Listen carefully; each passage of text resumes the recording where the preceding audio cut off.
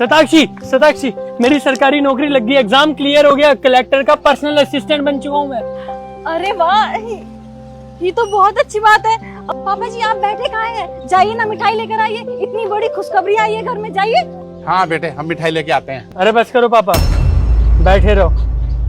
सारी जिंदगी तुमने वो गंदी वंदी मिठाइयाँ खिलाई है, अब मैं और नहीं खाने वाला वो मिठाइयाँ। मेरा एक रुतबा बन चुका है अब।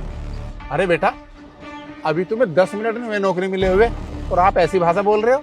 ए जी आप किस तरीके से पापा से बात कर रहे हैं? तुम चुप रहो।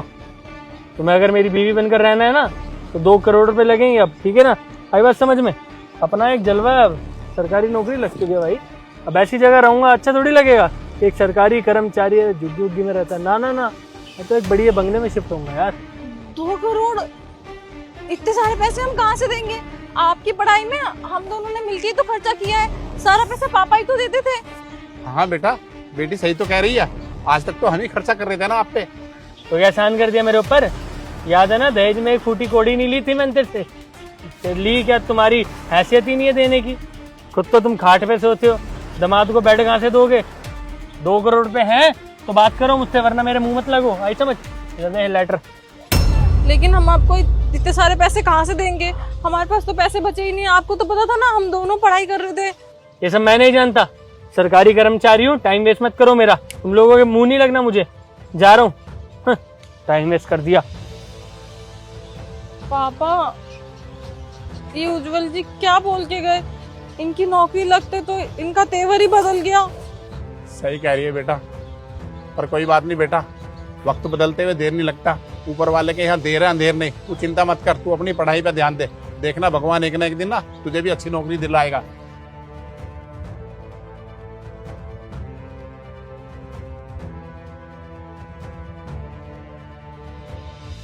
यार मुझे तो समझ नहीं आ रहा है, ये न्यू ऑफिसर हाथ धोकर मेरे पीछे क्यों पड़ गई है? उज्जवल मुझे खुद समझ नहीं आ रहा यार, वो न्यू मैम तेरे पीछे से क्यों पड़ गई है हाथ धोकर। मैंने मैम को बहुत रिक्वेस्ट की कि मैम मेरा फ्रेंड है, आप प्लीज़ उसे छोड़ दीजिए, बहुत अच्छा लड़का है। मुझे खुद समझ नहीं आ रहा मैम तेरे पीछे हाथ धो के पड़ क्यों गई है। तुझे पता है क्या कर रही है मैम? तेरे पुराने काले चिट्ठे सारी फाइल्स मंगा रही है मेरे पास कि उज्जवल की सारी फाइल्स लेकर आओ। मुझे खुद समझ नहीं आ रहा है मैम की तुझसे क्या दुश्मनी है। देख रिसेंट में जो मैंने करप्शन करा है वो अगर उसकी फाइल खुलती है तो चलो जायज़ है कि चलो रिसेंट में करा है, फाइल्स खुलनी बनती है। लेकिन जो इतने टाइम पहले मैंने करप्शन करा है उसकी फाइल्स भी खोल रही है। यार ये कौन से जन्म का बदला निकाल रही है मेरे से? देख मैंने अपनी तरफ से पूरी कोशिश की है तुझे बचाने की, बट अगर मैं ज़्यादा तेरे मैटर में घुसी ना मैम मुझे भी नहीं छोड़ेगी, मेरे ऊपर भी केस लगा देंगे 1-2। मेरी बात सुन, जितना मुझसे हो रहा है मैं तेरी मदद कर रही हूँ यार, पर मेरे बारे में तो सोच। मुझे मेरी सरकारी नौकरी बड़ी मुशक्कतों के बाद मिली है, मैं नहीं चाहती किसी भी तरीके से मेरी नौकरी जाए।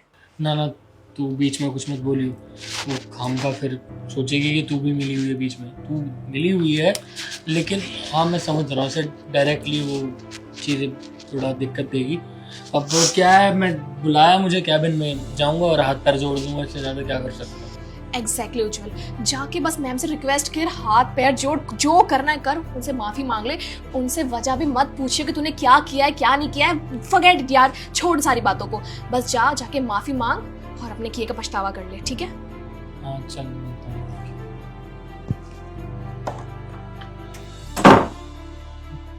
Good morning ma'am, my name is Ujjwal Sharma.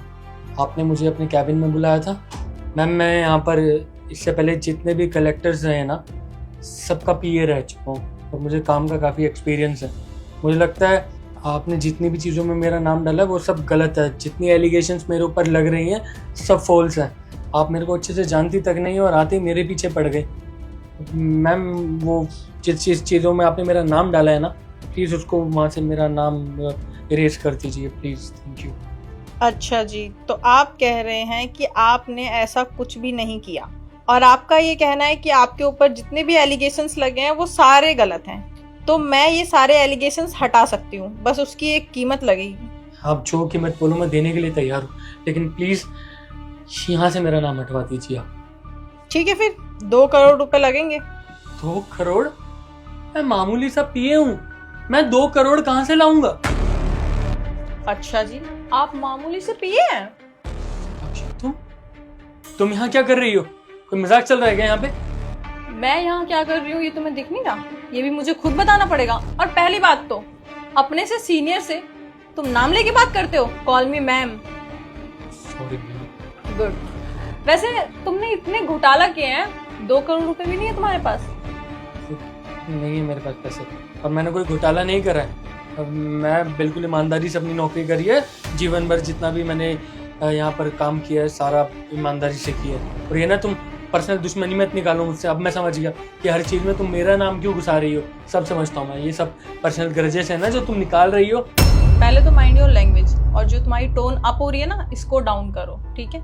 और मैं तुमसे कोई भी पर्सनल दुश्मनी नहीं निकाल रही हूँ, क्योंकि जो तुमने मेरे साथ किया वो गलत था। लेकिन तुम इतनी इंपॉर्टेंट नहीं हो कि मैं तुम्हें इतनी इंपॉर्टेंस दूं और तुम्हारे पीछे पड़ूं। लेकिन जब मैं यहाँ आई और मैंने चेक किए तुम्हारे फाइल्स, तो मैं उसमें क्या देखती हूँ? हर दूसरी फाइल में घोटाले हैं। सरकारी नौकरी ना इंसान देश को आगे बढ़ाने के लिए करता है, ना कि घोटाले करने के लिए। जितने तुमने घोटाले किए हैं उसकी वजह से कितने गरीबों के घर उजरे होंगे, तुम्हें पता है ये बात? तुम्हें क्यों पता होगा? तुम्हें तो अपनी जेब भरनी थी। खैर, तुम मुझे 2 करोड़ दो या 3 करोड़ या 5 करोड़, फिर भी मैं अपना ईमान नहीं बेचूंगी। तुम्हारी तरह बदतमीज नहीं हूँ। तुमने मेरे साथ और मेरे पापा के साथ जो किया था ना, वो मैं आज तक नहीं भूली हूँ। लेकिन मैं तुम्हारी जैसी नहीं हूँ कि जॉब लगते ही सब कुछ भूल जाऊं और अपनी अपनी गाने लगूं।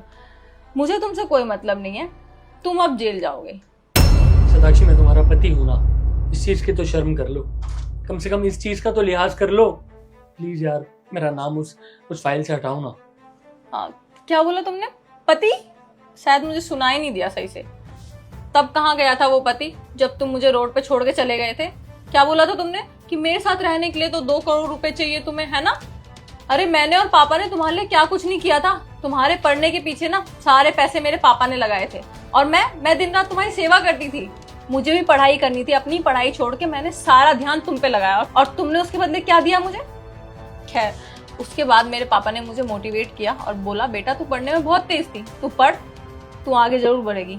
और देखो आज मैं तुमसे भी ऊंची पोस्ट पे हूँ। खैर छोड़ो, निकलो यहाँ से। पुलिस तुम्हें तुम्हारे घर पे ही मिलेगी। और हाँ, भागने की कोशिश मत करना, पुलिस के हाथों ना कोई नहीं बच पाया है।